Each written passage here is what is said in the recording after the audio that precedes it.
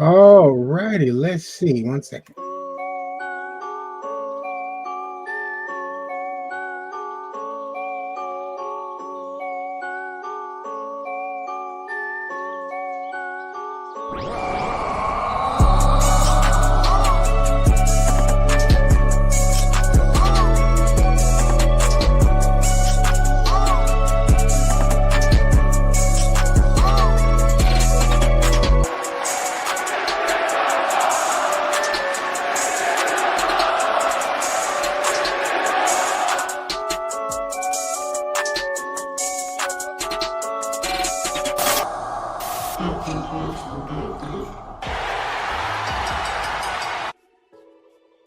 All righty, good people. What's going on? Welcome, welcome, welcome. It is your boy, Old Man Logan, aka Thousand F Playboy Logan Wayne in the building.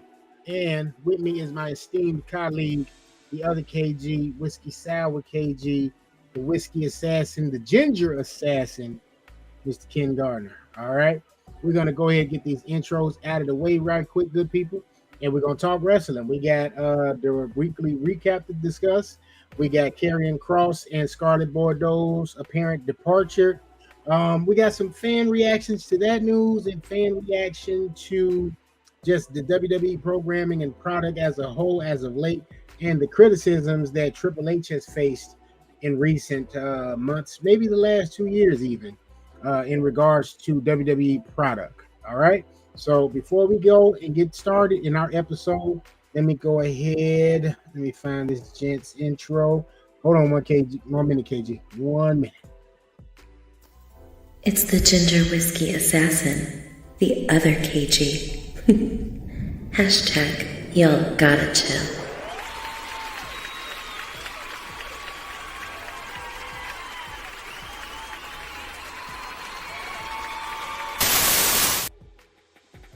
KG, talk to him.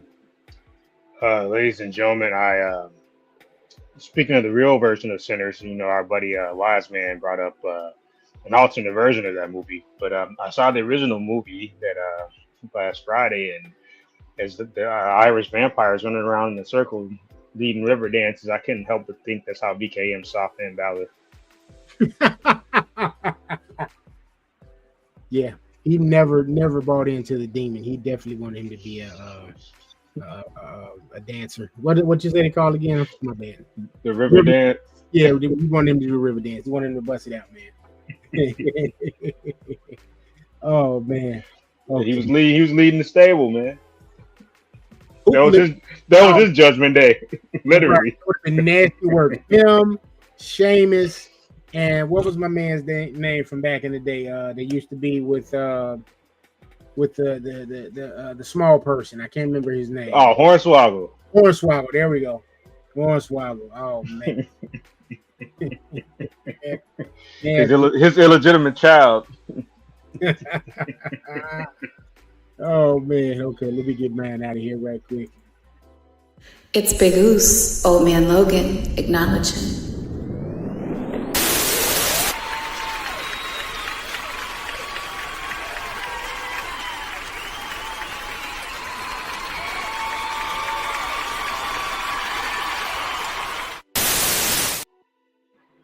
All right, good people. I'm just going to use this moment right here to do a shameless plug.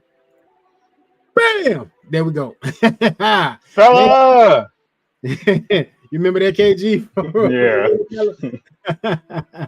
All right, people. Make sure that you guys are following us on TikTok at Hot Take Wrestling, at Instagram at Hot Take Wrestling, on the artist formerly known as Twitter or X nowadays, Wrestling Take. Hot Take Wrestling was taken on there, unfortunately. We're on Twitch at Hot Take Wrestling Podcast, and you can always find us on YouTube at NMG TV. Wednesdays. We are back on track. We're recording. We are working out the kinks on this new timeline, but it's been working out for us, I think, pretty good so far. Me and KG started to show off at the 8 o'clock hour, 8:15, and we get from there. We get the Wise Men in there around the 9 o'clock, 9:15 hour. We get Will when Will's available. And man, we make sure we bring this thing called Hot Take Wrestling to you guys weekly again. So I'm happy about that. But just want to make sure that you all are following us on these platforms. Okay. So I'm actually going to get my phone situated so that I can go live on TikTok again while we are doing these discussions. So KG, where you want to start, my friend? You want to start with the weekly recap? Let's go for it, man. Alrighty, let me cue that up for us really quickly, and we shall get into the weekly recap. And now, your week in review. All right, floor is yours, KG. I am the tribal thief. No, I'm not. Let's start last week with some AEW talk real quick. Shout out to Alex Windsor, one of their newest signings. I know my buddy Logan, for a second thought Lita head popped up on AEW because from the distance that kind of does look like her. But she's been very impressive, honestly. She won a Fatal 4-Way last Wednesday to qualify for AEW to be in the Fatal 4-Way against Mercedes Moné at Forbidden Door. Not this Sunday, but next Sunday for the TBS Championship. I know Sky Blue was also involved with that match, I believe.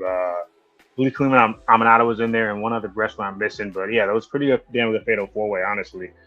Good back and forth for sure. And also, they've been pushing Mark Briscoe a little bit more. He's winning consecutive main events. I know he beat Claudio and then he beat Ricochet and then he lost last week to MJF, which isn't too surprising because obviously they're trying to protect MJF again. Even if he doesn't end up winning the championship again, who knows if they're going to go with that. Because, now that you're getting the former champion such and titles again, besides Moxley, it's one of those things where nobody necessarily has to have a set time of how long they keep the championship. I do anticipate Heyman keeping it at least until, the fall time at least. That's based on the storyline they gave to him to rebuild himself as a baby face after hitting, quote unquote rock bottom. So we're interested to see if they actually let him get a championship match before he executes that contract. I know Athena officially executed hers to face Tony Storm, I believe, at Forbidden Door. So that's on for next Sunday as well. And then one other thing I wanted to touch on, I'm kind of glad that the Bucks are like one of those things where they know they don't necessarily need to be put in that spot again for the number one contendership match because they had a hell of a match against Bandino and Brody King last week. So they went over the Bucks. So I think they're supposed to face FTR to see who faces the Hurt Syndicate. So I think that was actually one of those matches you should go back and watch if one hasn't had a chance to do that. SmackDown, it's kind of been building up. I think it's smart to kind of holding off Brock and Cena to maybe do it because Clash of Paris is still a big event, obviously. But given that spot to Logan Paul kind of makes sense too against Cena from a standpoint, you saw the tension they had when they were tagging together, I believe, against Cody and Jey Uso at I forgot what event that was, where Cody and Jey went over. And then Cody getting into a feud, which is kind of what we saw coming. We were like, who's lined up for Cody next? We both, I believe, settled on Drew McIntyre, and that's the route they're going. Man, Claymore kicked my guy through the bottom of the table just right after the tag match last week against Cena and Cody. So that's kind of a built-up thing, too, because Drew's one of, I believe, 5 people that have beaten Cody since he came back 3 years ago. I know Brock beat him before. Solo beat him in a 6-man tag. Roman's obviously beat him and Cena's beat him. I could be wrong. I want to say those are the only 5 that have beaten Cody. I'm wrong. Fact check me. But it's kind of coming full circle because they were also former tag team partners, tag team champions, as a matter of fact, when they both were kind of that ilk of looking like they were going to be the next 2 dudes up to be stars. They both had to leave the company and make a name for themselves and other promotions and come back to be stars. But it's worked out for both of them. Drew's a 3-time world champion since he's returned, helped carry the WWE during the pandemic along with Bayley. And then Cody obviously been in the main event of WrestleMania the last 3 years, current WWE champion and 2-time champion since he's returned. So King of the Ring winner, et cetera. You just list their accolades. So that feud kind of makes sense. I'm interested in seeing now. It looks like they're gonna have Sammy feud with MFTs.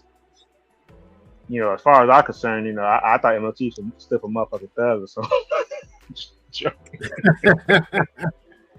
But yeah, because Sammy got the pinfall against Solo. They were in Montreal, so it made sense that Sammy would have that appearance. But then they cost Sammy a potential world title match to Clash of the Castle. as they popped up on Raw in his match against Rusev. So definitely looking at that as what angle they're trying to go with that.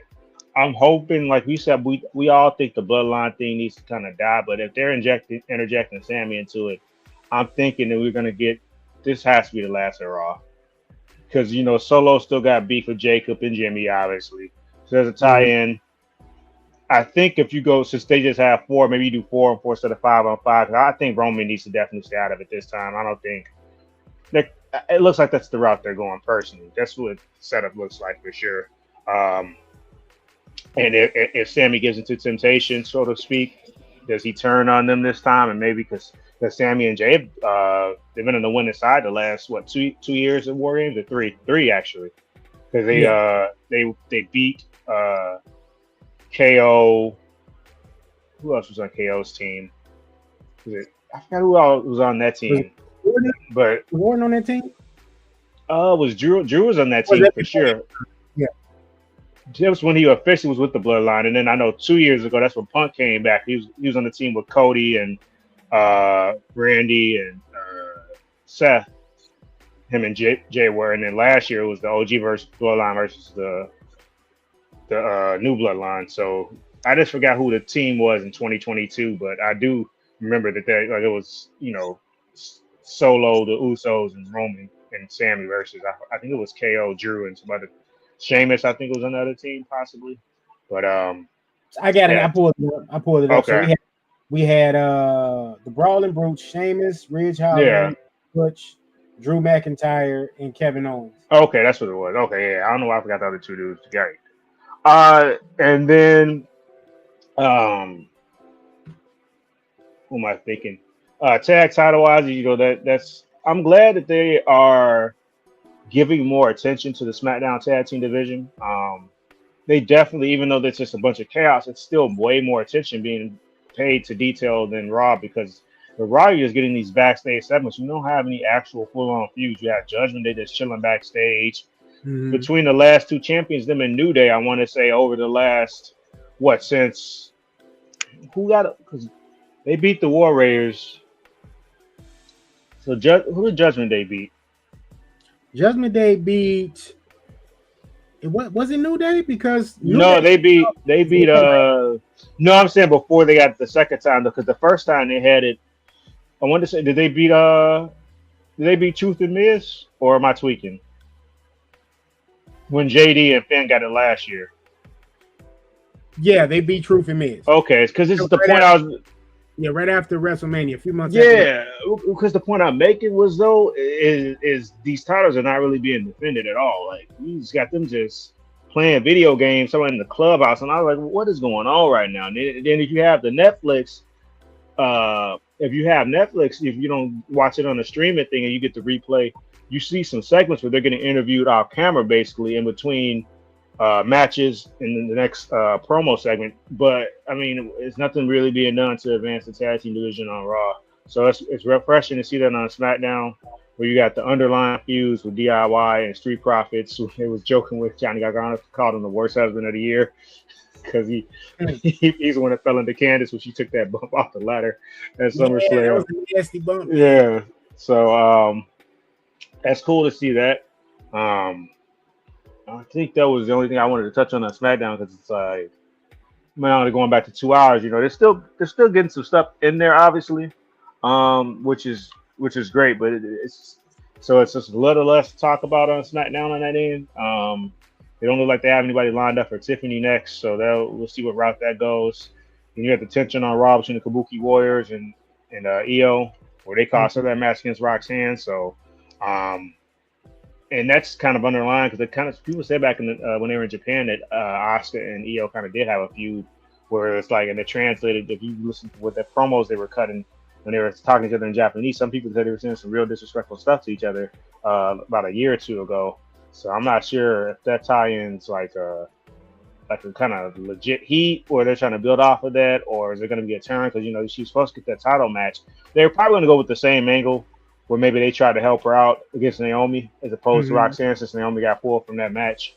And then also they did what basically we said they should have done with some of these other talents because LA Knight apparently is quietly moved to Monday Night Raw.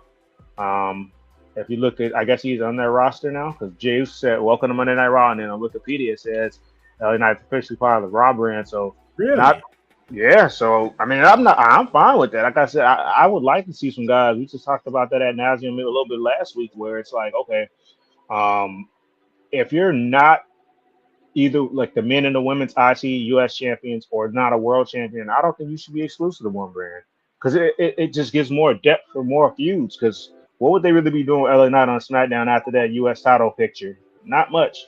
Because you got Cody as the champion now. The only thing they could have did is if Cena had stayed heel, that would have been the only other option for him on SmackDown. Like, because him and Drew could have had a feud, but it was time for Drew kind of go back to that main event scene, and it was time the other night as well to go to the main event scene. So you couldn't have both of them in there at the same time. So I'm definitely okay with that. Like I said, maybe especially if you're in a tag team, I don't think you should be exclusive. They should have one, or if they have two sets, you shouldn't be exclusive to one brand. Let's keep it that way. I don't think basically any non-champion, I don't think should be exclusive to a brand. I think everybody else should be free agents. It just makes for, especially for the women, because the roster size is not even half the men's size of the roster. Yeah. So it's like definitely for the women, you get more chances for feuds you might not necessarily see. For example, we still haven't gotten the Bayley versus Rhea feud, so we could get that because they're kind of going with a downward spiral angle for Bayley. If you look at the little promo they show for her. Getting the fatal four-way at Clash at the Castle, Seth versus LA Knight versus CM Punk versus Jey Uso. All those guys getting a title shot makes sense because Jay never got a rematch, even though they said the rematches are there's no more guaranteed whatever. But Punk, obviously owed one, and then LA Knight, he was the last person to beat Seth Rollins or pin him before he cashed in. So I'm definitely okay with that. I'm thinking one of those two got put in that situation though because of Gunther's legitimately injured. But it doesn't matter because it's still they're all deserving, I think, of getting that main event spot. Just in terms of how well they're accepted by the fans, all three of those baby faces, and Royal Rollins too, obviously as a champion. But even though he's not supposed to be getting cheered, it's still one of their cornerstones of the last X amount of years. So, but in terms of the challengers, I think Gunther would have replaced not Punk. I think he would have replaced Jay or LA Knight, but so I'm fine with that. I'm thinking they would have just did a rematch with Jay and Roman versus the Bronze. Mm-hmm. Had Gunther not got injured, but either way, it still should make for a great main event for sure for that event, Clash at the Castle. And then I'm wondering who else was I'm trying to. It was one other thing I wanted to touch on Raw, where it was, or it could be that thing too. You wanted to touch on this eventually, but the Scarlett and Karrion Kross angle, they could end up back on SmackDown because if LA Knight was quietly moved to Raw, you're gonna need somebody, even though they're not both, even though one's a heel, one's a babyface, and still you're gonna need somebody to fill that slot eventually.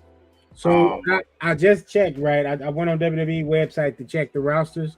So LA Knight is still on the SmackDown roster. I think he's utilized in the championship picture on Raw, which is, like you said, is totally fine. Like if he's not in necessary, he's not in the US title picture right now on SmackDown, so that's cool. We've already had like the feud between him and Solo. Right.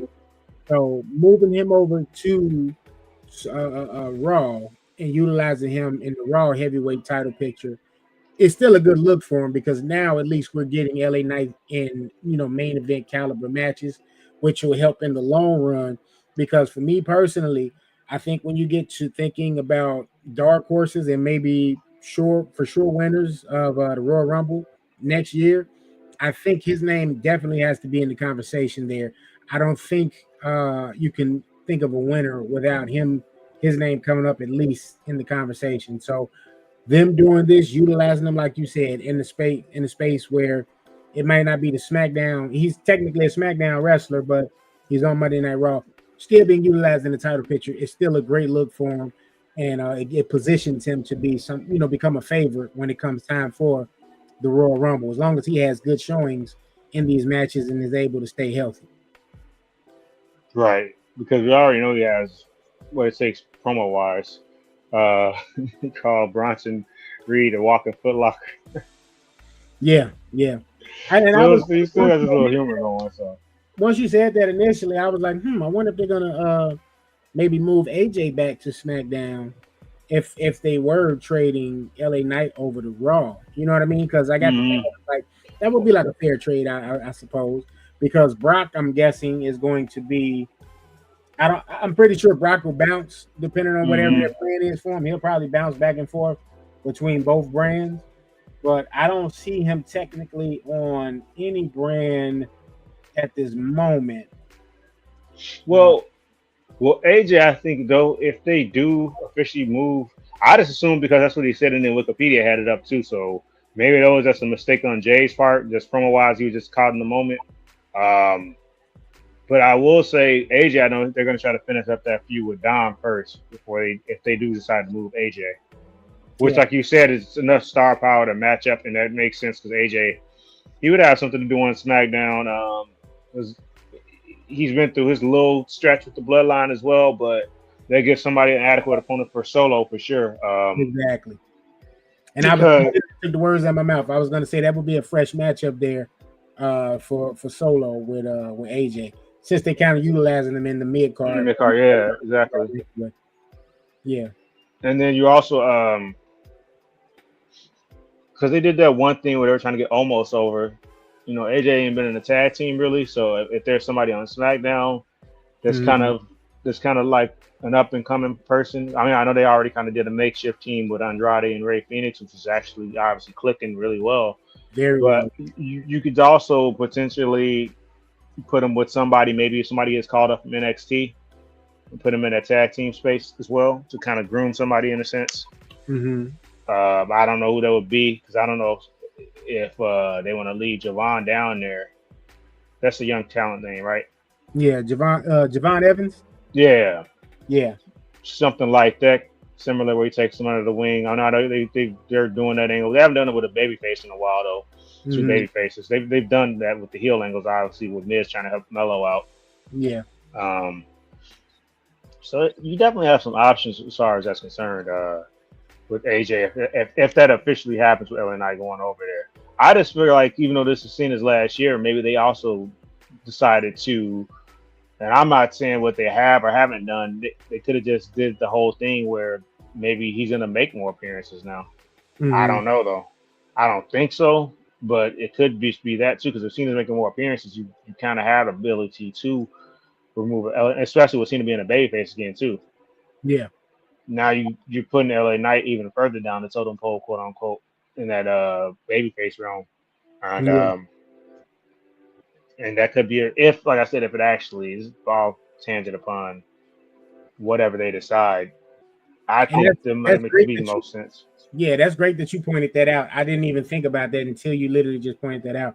As far as now with Cena as a babyface again, that definitely takes away from LA Knight in that sense, on a sense of importance, if you will. Yeah.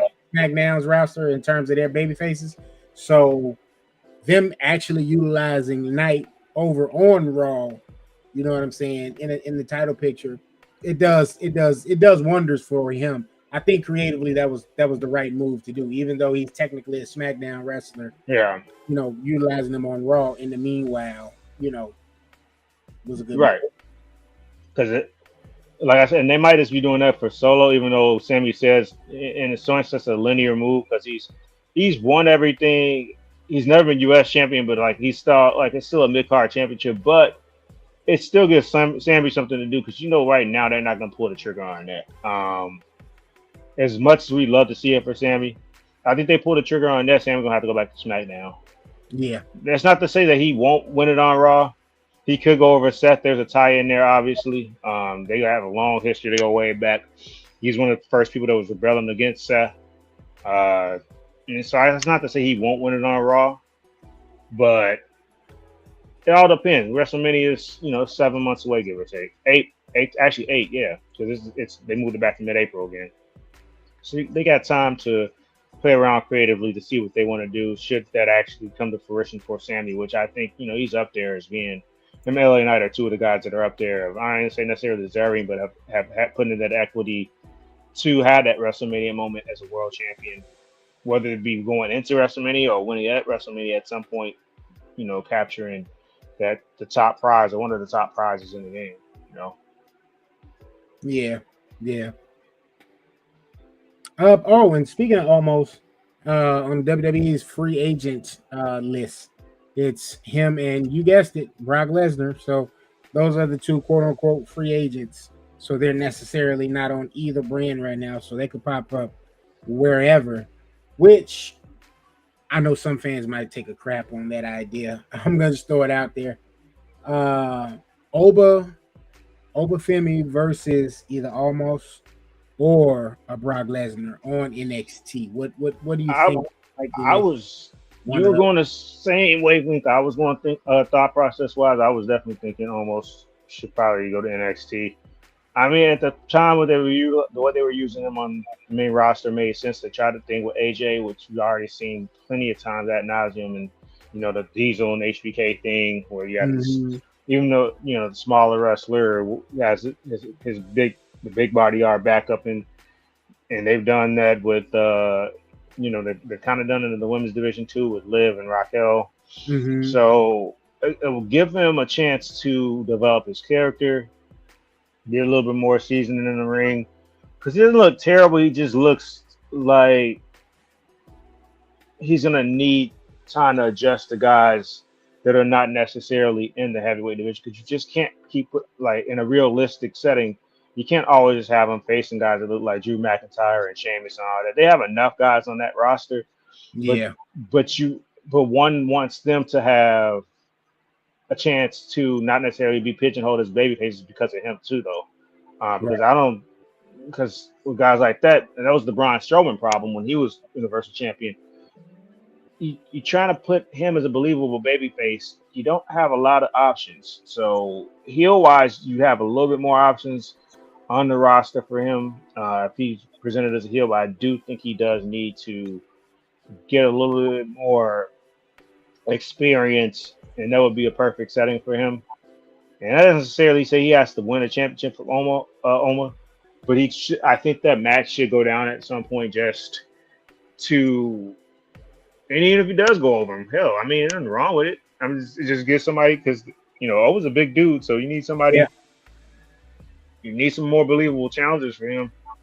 And eventually, he's not gonna be.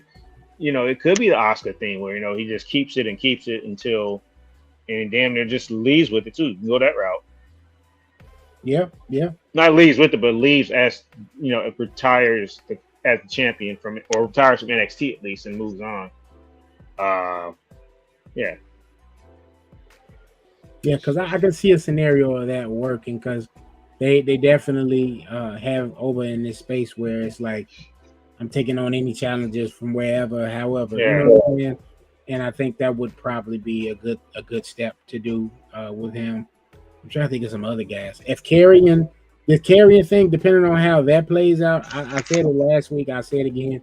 I wouldn't be mad at him being a possible opponent of Oba. I think Oba is like definitely main event, not main event, but main roster ready already. Yeah. I think, like you said, the only thing with Almost is that he's not as agile as a lot of the other guys. So him wrestling smaller guys, it's not gonna be as good of a presentation. But him versus a guy sizable or of size similar to him, where he could just they could just go back and forth on some brute strength type stuff. Yeah. And just had like a slobber knocker, as JR used to say. I think that would probably work pretty good for him, Mm-hmm. So I would like to see that, man. I kind of, me personally, and we're going to get into it when we talk in the Heat Roundtable, just about us being fans and how we see and view things now, present day. I would love to see kind of like flashes of the old black and gold NXT, where you had Ciampa down there, you had Carrion down there, you had the Prince, you had Finn down there under the Prince Act, you had Alistair down there, you had just they putting on clinics every Wednesday, dude. Like you're just into it. You know what I mean? Because all the matches were just so good. The girls were down there doing their thing. You know what I mean? So I just, while I get it, NXT is technically the developmental brand. To me, not as much anymore these days. I think it's a viable third brand, and they have evolved now. You know what I mean? They have the whole LFG thing going on. So Right. it's like WWE's in a space where they can kind of say, hey, you know what? We've kind of moved the development, quote unquote show to evolve, and now NXT is a viable third brand. Like I'm guessing that was the plan when Vince acquired ECW, but didn't really work out that way. So fast forward to now where we are with NXT and them now, not just doing the Full Sail Arena down there in Florida, doing house shows and things of that nature, kind of getting out in the same light as AEW. It's showing that hey, they can draw money too down there, with the talent they got there. So adding a couple, I think wouldn't be a bad thing. Yeah, like you said, because the presentation too is definitely being presented as the third brand again, especially with the signings they've gone out and getting Ricky Saints and Ethan Page and Blake Monroe. So they're definitely of that ilk where they're trying at least, and then especially with the crossover with TNA or Impact as well. So yeah, they have that opportunity to have that feeling again. They definitely are trying. Loki succeeded. I need to watch it more, but the presentation itself, it doesn't even seem as hokey because, like you said, we were like clockwork watching it, and I think some of us still are at our whole crew and even in our community chat. I'm gonna try to get back into it personally now that have introduced so many new characters and talent. So yeah. And it doesn't take long at all. Worst case scenario, one could always just go on Peacock if one doesn't have that time to watch it live, and it's a quick watch, obviously. Yeah. Especially on that, like it normally loads. Like I think they still do that the next day for NXT. I know on Raw, it's right now you still got to wait a little while to catch that next day episode. But or at least I'm gonna try to check out their takeovers or whatever I don't think it is. So so I know that I think theirs is the 24th Heat Wave, I think. So what I was gonna say, man, going out the days of Hulu, man, when they used to have the shows where they basically kind of summarize everything that was like good from Raw, from SmackDown. You get like a 3-hour show condensed into an hour and a half, and it wasn't like they clipped the fat so much to where they were taken away from the matches or whatever. It just had like all of the major points and all of the fluff was removed from it. I really enjoyed it when they had it on Hulu like that. I was hoping for that to continue, but business is business. Right. But yeah, man. So yeah, it's definitely one of those things where we have to try to make the time to definitely watch NXT as well, just to have. And I told you, I've been saying it for a while now. Just trying to make sure I can watch TNA as well and well-rounded wrestling. You know what I mean? A journalist, I guess, at this point, right? Yeah. Doing it. No, it definitely opens up the floor to more discussion too, because I know we're normally Raw and SmackDown heavy, and it's no knock on AEW. I think they had their time frame where there were levels, as like City Saint says, and there are levels now. And outside of that main event scene, man, I don't know if I'm as invested in AEW. There's no not wrestling wise, they still got it, but storyline wise. Like I said, I'm gonna stay being a fan of Swerve, and as I said a few weeks ago, I'm excited to see this match with him and Okada because those have probably been two of the more protected wrestlers in terms of their booking the last year, give or take. Because not even just that, but one guy who's arguably the greatest Japanese wrestler of all time, and probably one of for match, a lot of people consider Okada probably one of the 10 greatest wrestlers of all time, and Swerve just has that it factor in general. One of those things where a guy wasn't even supposed to be the baby face of the company in a sense, almost, or one of the. And look and behold, that's where he is. But he's not playing to that corniness either, though. Yeah, He's really keeping the same thing. He's keeping that same attitude without like sneak attacks. And I yeah, love to see stuff like that with a character whose character didn't have to be tweaked in the first place. He agree. just organically the crowd just grew to it, and maybe he has control over his character too. 'Cause I know he had just re-signed last year, so maybe that's one of those things that he put in his contract. Hey, I'm not doing this, that, and the third. I'm gonna stay me, and that's the route to go. Because yeah, you'll still occasionally hear him go out and thank the fans or something like that. You know what I mean? But it's not like going for no cheap pop. Yeah, And there's nothing wrong with that, but that presentation of some of the characters does not need to change. So that's refreshing to see for sure. definitely.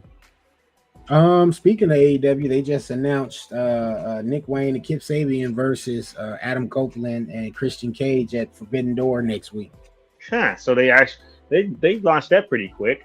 Yeah, They wait, changed. Christian came out during Edge's episode with Stokely Carmichael, and Oh yeah, FTR came out there, attacked him. Of course, Christian came and gave him the assist, a hug got you. in the ring. So I guess now here we are. Okay. Well, it made sense he did make the say, but it sounded like just last week that he was nowhere near. But that's kind of similar to what they did to KO and Sammy though. Yeah, and Because even, 1 week it sounded like it was nowhere near, and then like yeah, they didn't really, yeah.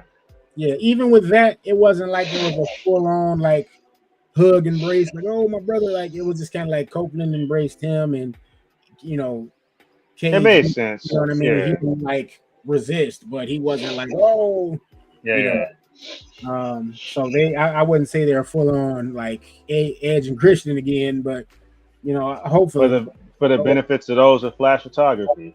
yeah. I don't think we're gonna get that just yet, but we shall see. But like you were saying, just to touch on AEW, man, it's just you checking in on AEW for the main ingredients, like you said. If it's not Swerve, if it's not Kenny Omega, if it's not Copeland at this point, if it's not a Hangman Adam Page or the Young Tony Bucks, Storm, yeah, certain people. Yeah, I'm still checking. I do think it's funny what they're doing with the Young Bucks, how they lost their AVP power. They came out, they had them presented as they didn't have the right names on the screen. So it's funny that they're going to that series that they couldn't get Pyro. right? Which is pretty cool. That's kind of like the happy. No, what was it?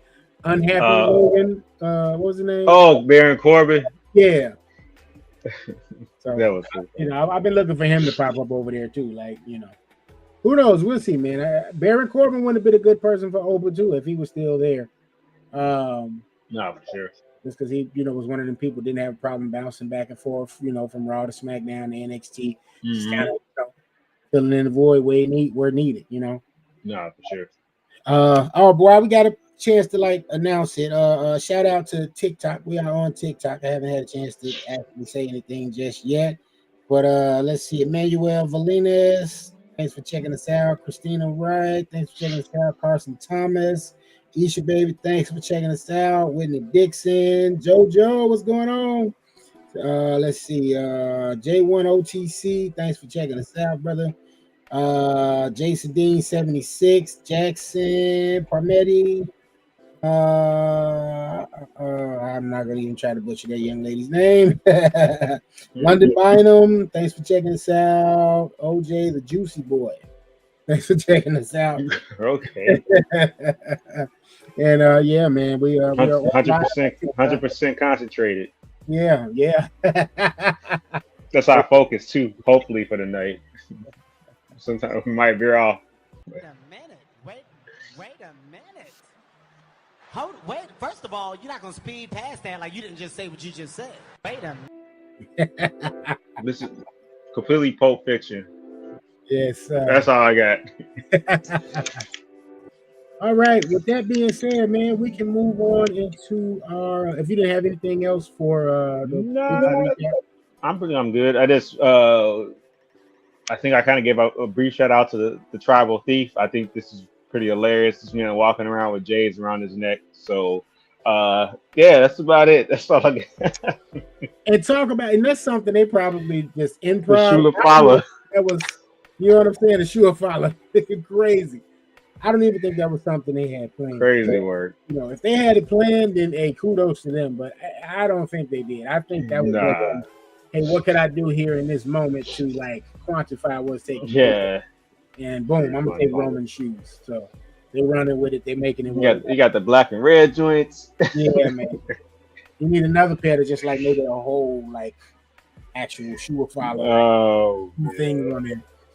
But yeah, man. So we'll go into our heated roundtable talk.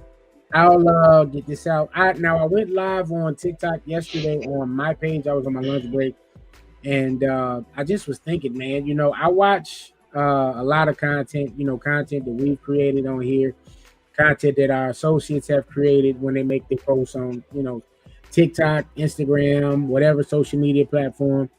And I've just been seeing so much criticism of one Paul Levesque, aka Triple H, in the last couple of months. And I just want to get a chance to speak my piece on it here. I got TikTok live, so I'm gonna just do it live on here now because I got a chance to do it on mine yesterday. And it's something so much so that it isn't just a wrestling related thing. I feel like it's just fans period across the board. Like if you're a fan of music, if you're a fan of music and film, fan of sports, like we've moved past a space where, you know, we're just kind of like consumers and wanting to be entertained, where it's like everybody wants their opinion to be heard, and if possible they want to monetize the opinion. So I just want to kind of touch on that, man. And with that being said, we are going to go ahead and get into our heated roundtable. Ooh, the round table's getting heated.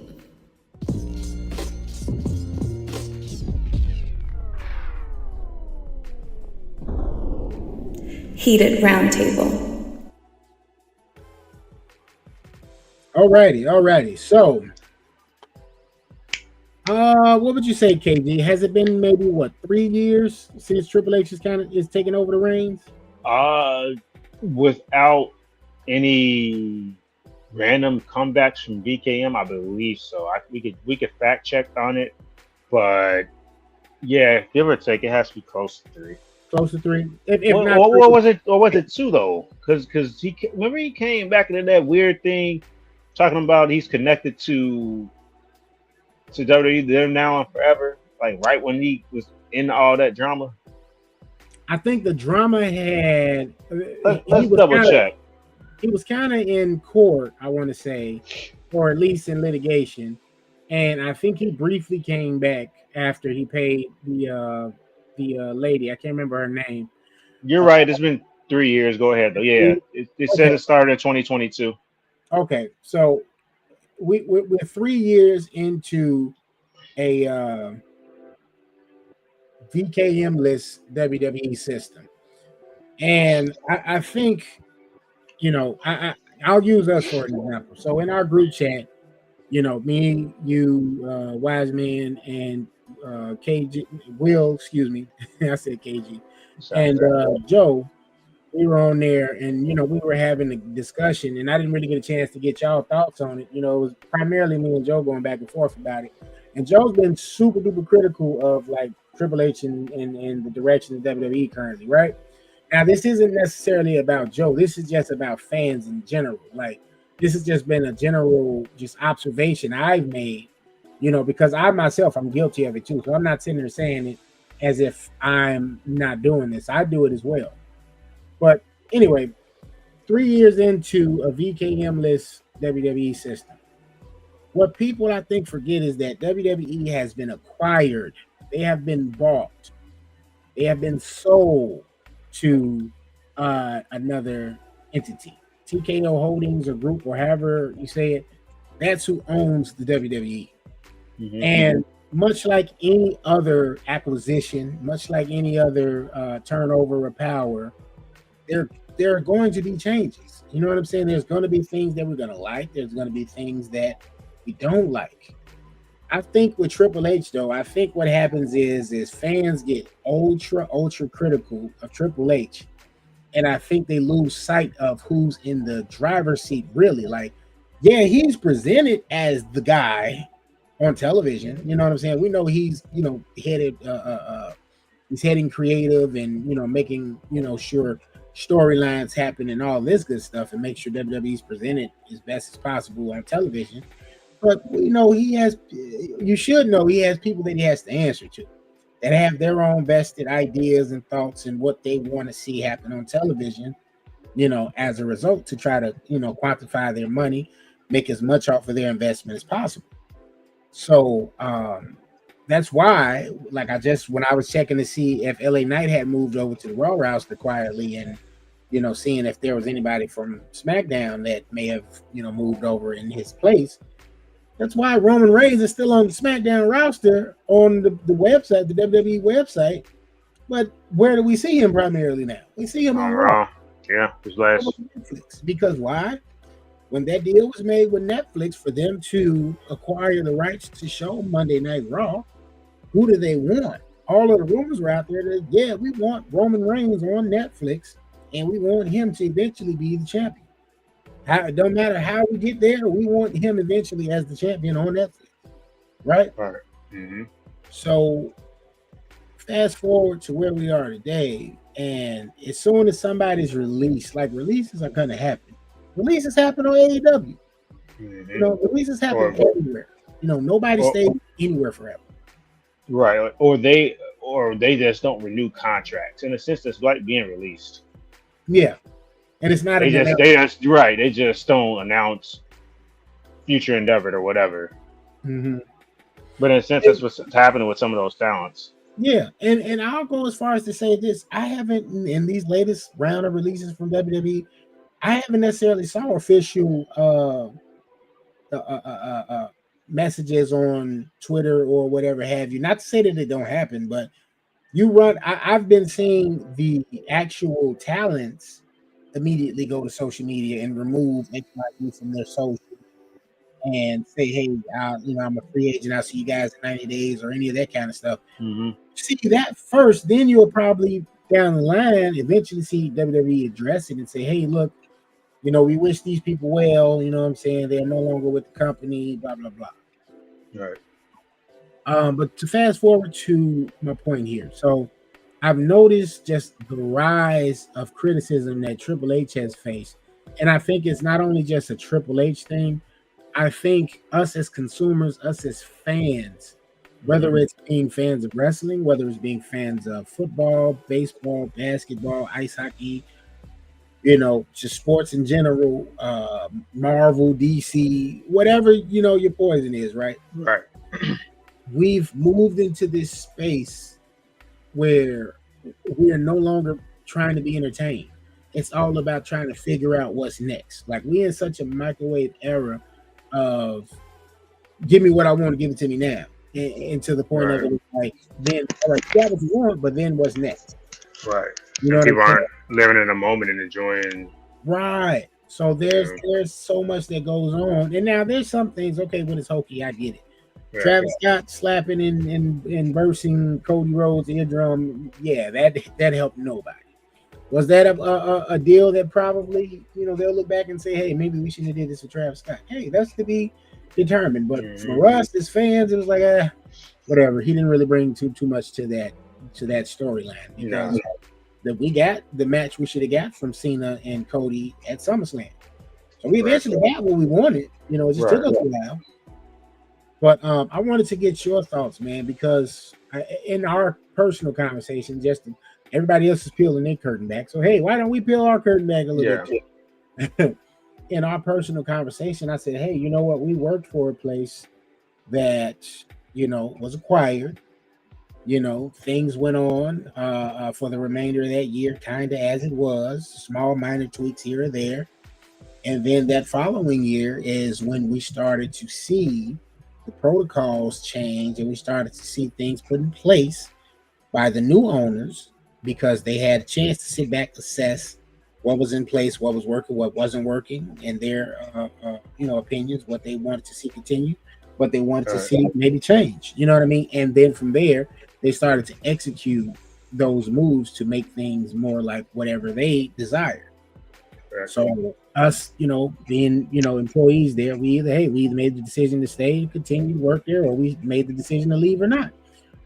So I think we just kind of get lost in this space of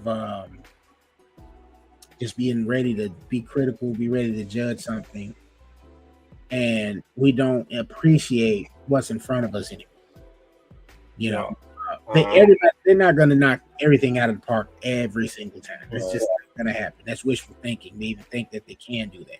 And that goes for everybody. That goes for WWE. That goes for AEW, TNA, New Japan. Like, some people are going to falter. It's just going to happen. They can come close, but, it's not going to always be a 5-star match. Shout out to Meltzer.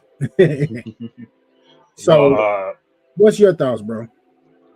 I was just gonna say there's nothing that I've seen that's been egregious to the point where it's like I don't want to watch the product for a while type thing.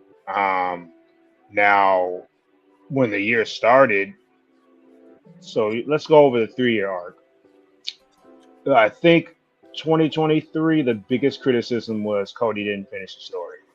But then it leaked right away that they were going like with the Rocky angle. Once Cody lost, I was kind of like not an outrage. I just had how dejected the fans were at WrestleMania 39. But then like a week or two later, it leaked that basically, hey, Cody's supposed to win next year. I'm like, I'm fine with that. What are you gonna do with Roman in between that time? Because there's really no one character-wise that's compelling enough for me to be like, hey, I want to pay attention to what Roman's doing, because we didn't know when Orton was going to come back. We knew that was a feud that could have happened. We didn't know AJ's status, because I think AJ missed WrestleMania 39, if I'm not mistaken. Right. So those are two big time opponents for it. It's like, okay, yeah, but what we don't know what's up in the air for them. He had already went through everyone. That was my whole thing about that. Yeah. Rock. So let's fast forward 2024. I don't really, like I said, we just have to live in the moment. I think once Cody finished the story, people were ready for the next big thing. It's like we can't, sometimes as consumers, as fans, I'm guilty of it too, people just can't settle for being happy in the moment. Yeah, there were some things around Cody's title run that maybe I didn't like, but I mean, the dude's worst match was against Solo, and that was still borderline 4 stars, that street fight at SummerSlam. I don't know. Like, I mean, people have to realize I thought Cody did a hell of a job as a babyface champion. There wasn't too much personally, but people were ready to get a title off him. People were talking about how bad. People were saying Damian Priest was a better champion. I'm like, y'all just wanted to I don't know. I thought that was insane. Not that Priest didn't win me over during his title run, because I thought it was one of those situations where he might have cashed in and kept it for a month, or if he even was going to successfully cash in at all. Right. He definitely won me over promo wise, but I already knew he was a believable guy in the ring. The fact that Triple H was willing to go out on a limb and invest in him, because I think a lot of people didn't necessarily believe in Damian Priest. I think we got some good things. We got some things that were head scratching, like Io Sky being interjected into the triple threat. Best match of the weekend by far of WrestleMania 41.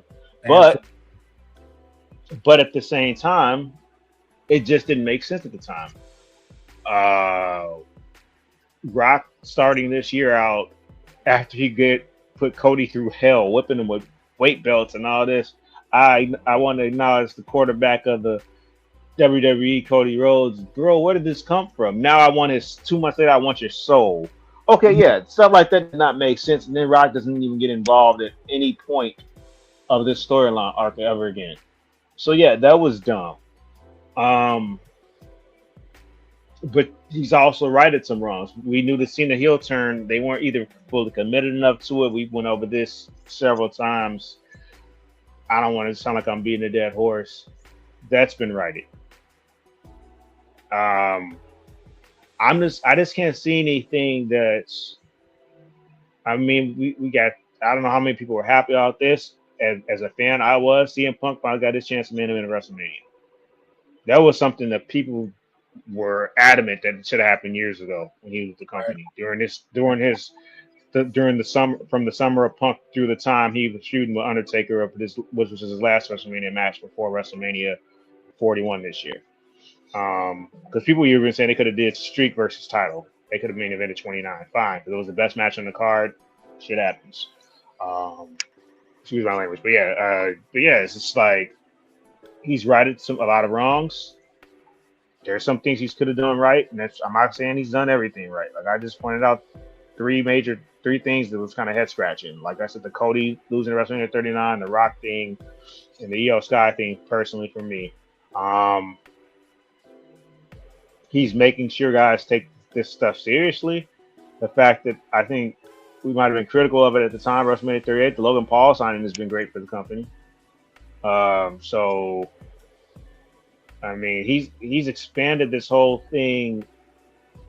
How much better has he's made the company even more? So they were already a public traded company.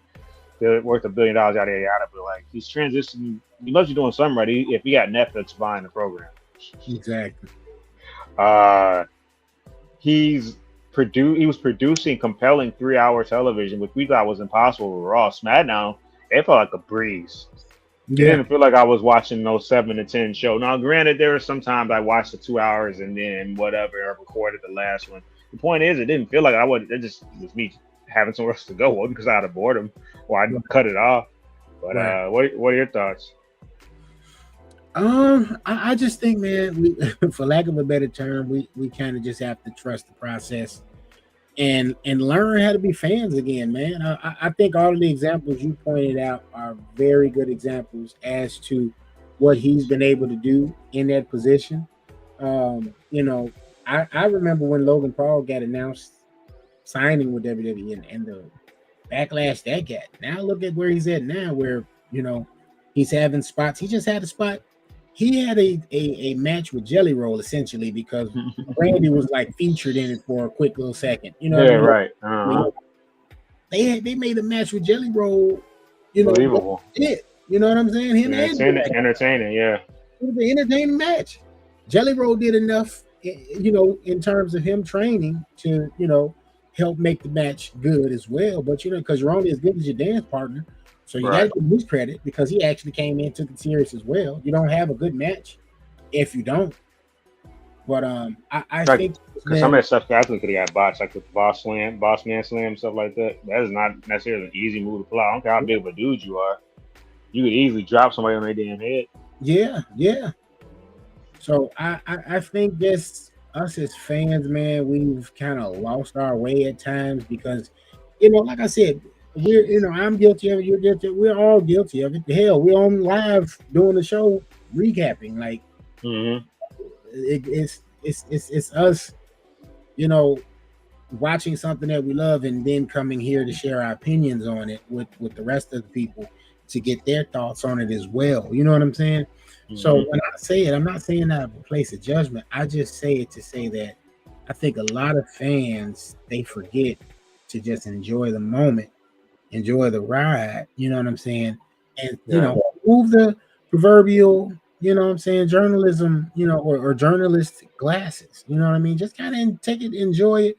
And then, if you want to go back and get your dissertation on, that's when you do that for, because, you're going to record your podcast or be a guest on a podcast, whatever have you. Or you're going to make posts on social media. But I think just as a whole, man, it's like, dude, the dude can only do so much. It's when you have multiple people that you have to kind of try to satisfy. They have a board of administrators, administrators, excuse me, that they worried about their bottom line. They want to make sure that their money is guaranteed. Right. So I think, not to say as fans, hey, we need to think about that too. Of course not. But, it's just like, we're only 3 years into this guy being in that chair. We got X amount of years of Vince with Vince's shenanigans. Vince doing stuff that was borderline racist, sexist, just homoerotic. You know what I mean? Made fun of, people with mental deficiencies. Just everything under the sun, bro. And we dealt with it. We let Vince get away with it. But here it is, Triple H, has tried his best to try to make uh, the best viable product that it can, and people are taking a dump on it. And I just think that's inconsiderate. I think it's wrong, and I think as fans, we all need to take a long look in the mirror and say, hey, what can I do better in my own personal life? You know what I'm saying? Right. Instead of worrying about Triple H. This is something I'm supposed to tune into on Mondays, Wednesdays, and Fridays to get away from reality. Right. And I think as fans, we've just made it a part of our reality. And one other thing I want to give him credit for, even though it started under the BKM umbrella, this was a Triple H decision. I think this has been, I think making WrestleMania 2 nights is one of the best things that's happened in the last 5 years. Because everybody really want to sit through a 7.5-hour event. Man, the chore that is. Like, granted, the last straw, like, that broke the camel's back, quote unquote, was the amount of backlash coming out of WrestleMania 35 of the headache of people trying to get out of that stadium after being there for so long. You just heard so many nightmare stories. I think somebody's, like, one of the fans said she almost got kidnapped by the Uber driver or something like that. But it's one of those things, and now you're getting more talent in the card too by doing that. Because how many years was like the US or the IC title not even on the main card? Dude, it was, and now WrestleMania 40, that was the co-main event before Roman and Rock for Bloodline went on against Cody and Seth. Gunther and Samuel was the last match before that. When was the last time the IC title was put that high up on the pedestal on a WrestleMania card before WrestleMania 40? I couldn't tell you.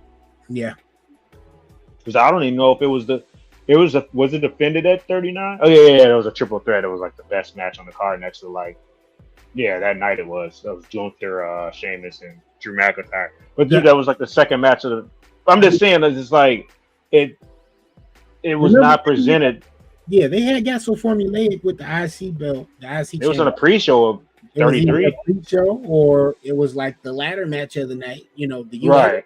With the US title would always get defended maybe that Friday night SmackDown or on Raw, the week of WrestleMania, but it wasn't on the card, like you said. Right. So like you said, mission accomplished. I do think a lot of the time people are holding stuff against Triple H for maybe what he did in the past. And that's valuable. I get that. Because they said he did some scumbag stuff back in the day too. But if he's trying his best to like rectify it, it's just like, okay, let's do what we can do. Let the guy try to cook to see what he can do and make up for it, so to speak, if you will. As long as it ain't no like Hogan-esque crap. Right. Nah, for sure. Or, now that person's transpired into the next, being whatever. If it isn't any Terry Bollea stuff, like, let's kind of give the guy the chance to get retribution. If right. We're not talking about that stable, right? Not at all. Oh, now they starting. Well, and then a couple other things, like we always say, we don't necessarily want talent splits just because of their race, but it was once again we have to realize Vince had the final say, but I think the Triple H era officially started 3 years old. I want to say around the pandemic is when Triple H really took over. I don't think Vince was there like during that damn pandemic. First of all, it was probably they said when you're over a certain age, you really shouldn't have been out like that in the first damn place. So the point I was making is that was the first time WrestleMania 37 we had 2 black wrestlers in the main event that closed the show. Not just, what they say in the main event of WrestleMania. No, there's one main. Well, now there's 2, but if you didn't close the show, you're not the main event as far as I'm concerned. You could be the co-main event, like I said. Some of the people were, but Sasha and Bianca. Like Bianca's first WrestleMania, she's in the main event. Tells you what type of star power he sees in her. Yeah. That's just unheard of for most people. That's not a celebrity, at least. I know that Lawrence Taylor, some other people, I think they main event at WrestleMania because they either had a tag partner or whatever have you. But that's certain things I think we just gotta sit back, like I said, as consumers and fans. I think sometimes you just have to appreciate certain things. It's always going to be pain points, no matter what you're watching. Because for me, as great as a job as Tony Storm's been doing, it's kind of crazy to me that she's been with the company for what, 4 years, 5 years. She's the only four-time champion. Mm-hmm. Same with Mox. I love Mox, but this last run was not it with the Hidden Championship thing. He could have cut the same promo. I think it was more so the Hidden the Championship thing that kind of got me with his last run. Yeah. Because he was still cutting phenomenal promos, still having pretty damn good matches. And I also wasn't mad at the fact that this last run, because with this last run, he was full on heel. Mox's other runs, I think he was a babyface, so there was a little bit of a different dynamic. Mm-hmm. This is no knock on Tony Storm at all. It's still one of the best gimmicks they got going right now, in my opinion. But we kind of already seen this, been there, done that. She already had a lengthy run, so I'm kind of surprised they went back to her, unless they knew Mariah was leaving and they just kind of got caught like a deer in the headlights and they didn't know what to do about it type thing. Where it's like, okay, that's safe to go back to Tony Storm. Maybe that's what the thought process was. She is still super over, but who knows? Maybe Athena dethrones her. I'm not trying to just say get the title off her, but I think it will give them more of an incentive for some of these talents on their roster to be like, hey, all right, well, maybe I can't stick around. Maybe they will push me or something like that, because there are certain talents, and sometimes you have to build towards it. I get it, but my point is, there's criticisms you could find in plenty of other promotions. To your point, the fact that there's never been a pay-per-view where two women close AEW is kind of insane to me. Yeah, they have the talent. They've had a feud that could have closed with Mariah and Tony at one point. They could have closed a pay-per-view with that feud, because like I said, as I spoke to it, outside of, and that was compared apples to oranges. From the last year, I was outside of Hangman and Swerve and then Punk and Drew, at least on American wrestling. I don't know. Those are the three best feuds for me the last year. Yeah. So, Drew and Punk made a little bit more sense why they might not have found a spot for them the main event. But I'm just saying, like, for AEW, that was the best thing they had cooking outside of Swerve and Hangman. And it's like I said, some people might argue it was better. I'm not going to say they were wrong for saying that. The point is, I'm surprised that they have not found a situation where they've placed the women in the main event of a pay-per-view. So that's a knock on AEW one could put out there. Fact that, you could just find stuff with every company. I feel like the fact that the Elite at one point just, it seemed like they were all over the product. Like, different incarnations of them too. Mm-hmm. So I mean, and it was getting hokey. I don't need my heels dressed like Ghostbusters. Ghostbusters were the baby faces. Yeah. I know it's just one episode. It was a Halloween episode, but I'm just saying they were just doing. Why are my top heels gyrating and jerking like in the damn ring, in the middle of the ring?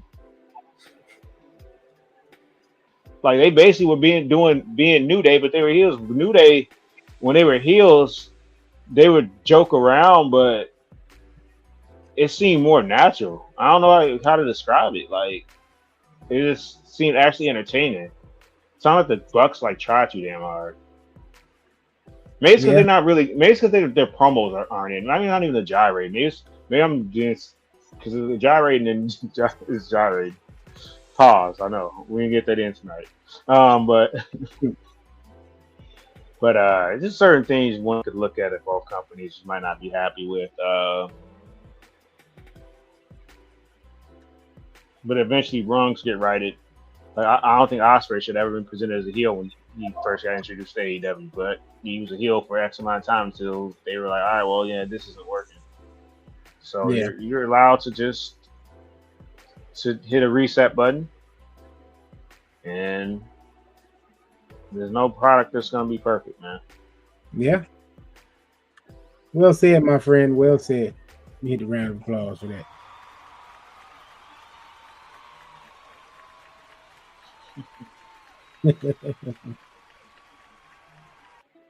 Yeah, like I said, and there's some things I'm wearing her shirt, variation of Bullet Club, but this this this heel turn actually is a lot better than the last time they tried it because that big time Bex wasn't it. There's Nah, certain things. There's certain things. Yeah, you got to hit a reset button, man. It's yeah, okay. yeah, So yeah. we just gotta, I think, try to be patient, man. Like I said, they knew. Yeah, I just can't think. Those are like I said, the three biggest things I'm critical of. And this would be super nitpicking. Maybe Sammy could have dethroned Roman, but that was before Cody even got his shot at Roman. Yep. So I'm not super mad at that. And Cody and Roman kind of had a tie-in because the first time Seth and Roman lost championships was to Cody and Goldust. So was it 12? Yeah, 12 years ago. That's true. That's true. Yeah, yeah. So there was a tie-in there. So yeah.